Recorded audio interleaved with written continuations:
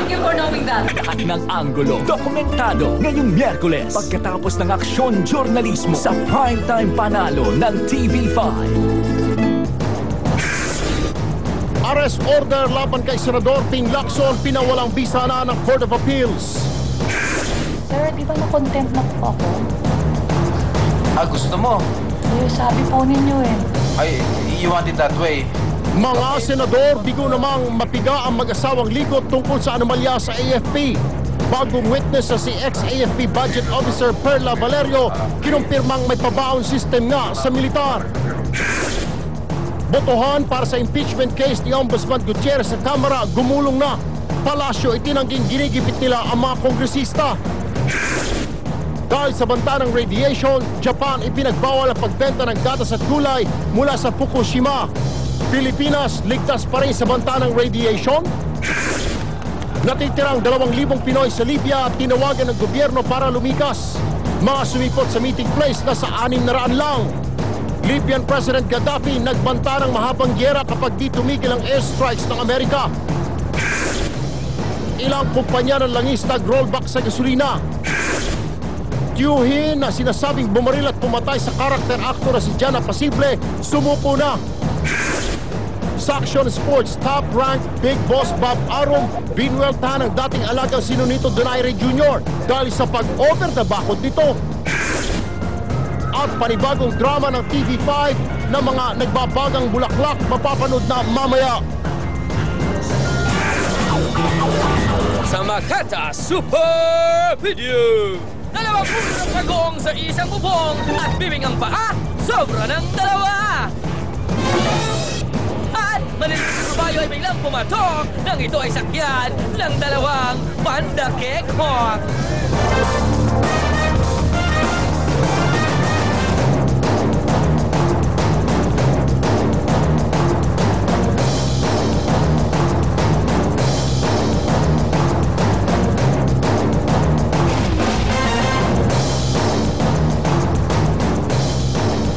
Pilipinas, magandang gabi. Ngayong Lunes 21 ng Marso. Ang maaksyong balita.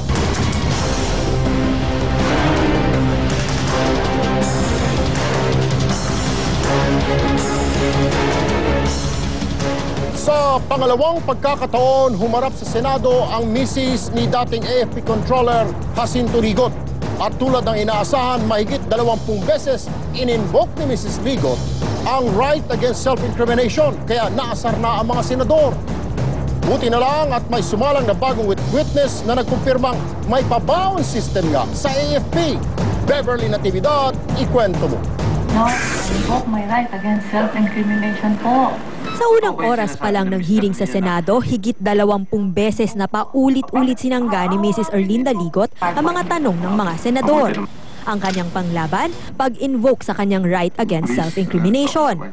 Ultimo mga simpleng tanong tungkol sa buhay nilang mag-asawa, ayaw pa rin niyang sagutin. Sa takot daw na maapektuhan ang forfeiture case ng mister sa Sandigan Bayan. Punta na ba ako kayo sa Amerika? Pwede pong invoke ko ang rights ko against self-incrimination. How can you invoke that particular... How can you invoke your right to that particular question? Inaasahan pa naman na sasagot na sa mga tanong si Mrs. Ligot pagkatapos niyang ma-excuse na unang pagdinig dahil sa pagtaas ng kanyang blood pressure. Kanina, bagamat uminom na raw siya ng gamot para maging kalmado, mukhang nag-alta presyon uli ang ginang. Lalo na nang usisain ng tungkol sa mga pag-aari nila sa Amerika. The property was sold by a certain Laura Furudi to a certain Erlinda Y. Ligot. An unmarried woman. Ano po? I cannot comment on that. Why? I invoke my right against self-incrimination. No. Wait. Your right against self-incrimination. Kinisa rin ng gustong mag-asawa kung ano pinagkakakitaan nila nung di pa sila kasal at nang bago pa lang silang nagsasama. Meron ba kayong condominium unit sa pamayanang Diego Silang? Kasama rin po yan sa kaso namin po sa Sandigan po. Yung mga properties na nakasaad sa kaso ninyo, memoryado nyo, no? pag-invoke daw Gusto po kasi ako. makita ng Senado kung lumaki ng husto ang assets ng mga ligot. Kahit 30,000 lang ang sweldo ng dating general kada buwan. Dahil walang napapala ang mga senador sa sagot ng mga ligot, hiniling na ni Senator Jinggoy Estrada na i-contest na ang mag-asawa. If he keeps invoking an invalid invocation, I would file a formal motion to cite them in contempt. Sir, di ba na-content na po ako? Gusto mo? Eh, sabi po ninyo eh. You want it that way? Eh, kayo po. Okay, if that is what she's seeking. May bago ring testigong hinarap sa Senado si Senator Jinggoy, si Perla Valerio, retiradong empleyado ng AFP. Personal daw hinawakan ni Valerio ang mga pondo ng ahensya na sinasabing na-convert bilang pabaon at pasalubong sa mga general ng AFP. Akin pong gustong sabihin na totoo po na ang panahon ng pamunuan nila, Chief of Staff Reyes, Villanueva at Simatu, na mayroon pong OPD at PCDA. At itong PCDA ay binubuo sa pamamagitan ng paggawa at pag-release ng mga allotment advice. Gusto ko rin po Beverly Natividad, News 5.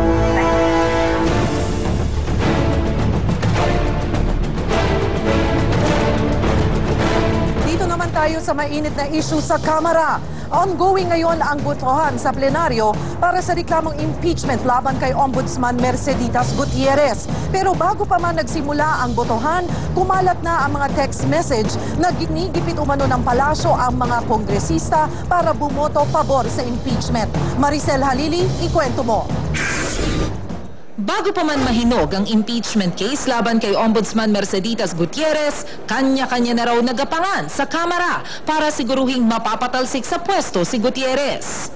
Kahapon, isang text message daw ang kumalat sa mga kongresista. Ang mensahe, ang banta ng palasyo na walang matatanggap na pork barrel ang sinumang mambabatas na a-absent, hindi boboto o tutol sa impeachment complaint.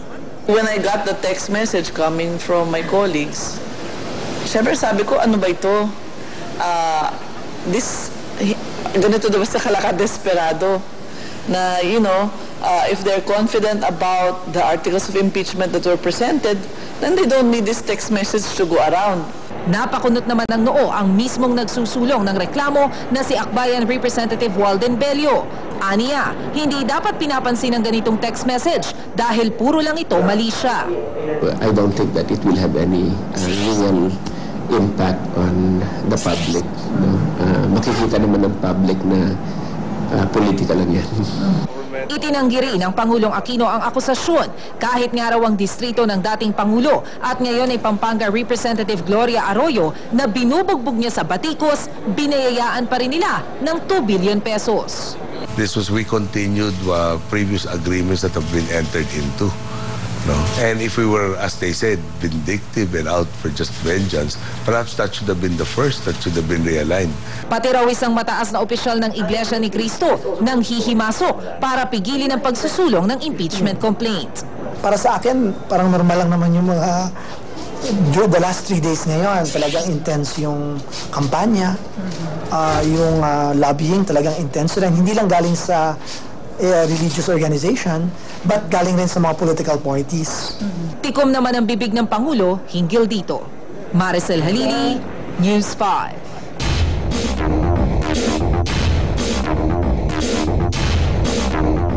Isang Amerikanong lalaki ang inireklamo ng kanyang kinakasamang Pinay dahil sa pambubugbog raw nito. Sa tulong ng News 5, nahuli ang sospek at nadiskubreng may mas malaki pa pala siyang kaso. Narito ang eksklusibong report. Bugbog sarado at halos hindi maibuka ang mata nang dumulog sa News 5 ang 22 anyos sa si Feby Lagudas. Ang inireklamo niya ang kanyang kinakasama na si Neville Reed, 35 years old at isang American national. Sumbong ni Lagudas, madalas daw siyang bugbugin ng Amerikano kahit sa mababaw na dahilan lamang. Sinuntok niya po ako dito po sa ulo. Ngayon, medyo naano po ako. Hindi ko na po alam kung suntok pa ba yung natanggap ko o sampal. Tapos pinagsisipa niya po ako. Madalas din siyang pagbantaan ng kanyang kinakasama. Papatayin niya raw ako, pasalamat daw ako. Kasi kung ano daw, Baka raw po napatay niya na ako. Buti nga lang daw yung anak ko nandito or... Bukod sa panggugulpi, nadiskubre ng News 5 na sangkot pala ang suspect sa mas malaki pang kaso sa Amerika. Ang matagal nang wanted ng Bristol Police sa Connecticut, USA na si Neville Reed ay dito lamang pala matatagpuan sa Pilipinas. Ito ay matapos na magreklamo ang kanyang asawa dahil sa pang-aabuso at pambubugbog sa kanya.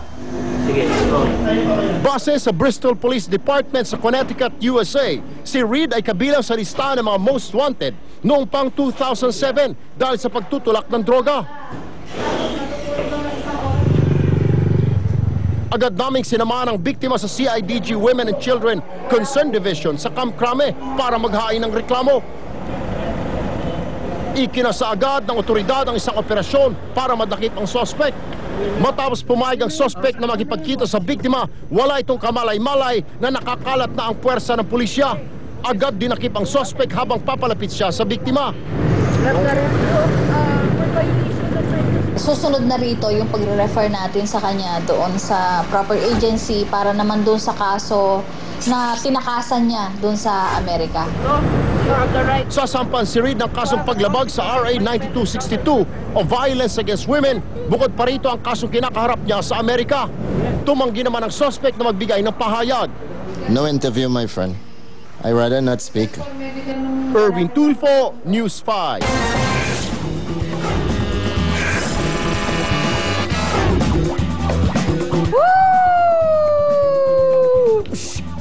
Sampung mga daliri, kamay at paa, dalawang tenga, dalawang mata, ilong na maganda. Pero merong pagong na agaw eksena at saka po bibe, pa ay sobra-sobra. Eto po sila. May pagong na bumida doon sa Slovakia. Kakaibang itsura ay di ko po kinaya. Two heads are better than one. Aral ng istorya. Sa pagitan ng mga ulo, may paapang isa. Parang may hawig yung ulo ko sa kanila. Kanta ni Justin Bieber na oh bibe bibe bibe oh, talagang totoo na over sa dami ang paapo nito. Sa England nakita bibing nasa video kaya tinutuka ng inggiterang kalaro. Nandiyan na naman pala kayo siyempre. At trivia time naman tayo, lagi naman. Alam niyo ba na ang mga animals na may kakaibang itsura ay, eto na, unang-una na po dyan yung Commodore Dog. Tingnan niyo naman ang itsura. Mukhang basahan lang talaga o floor map.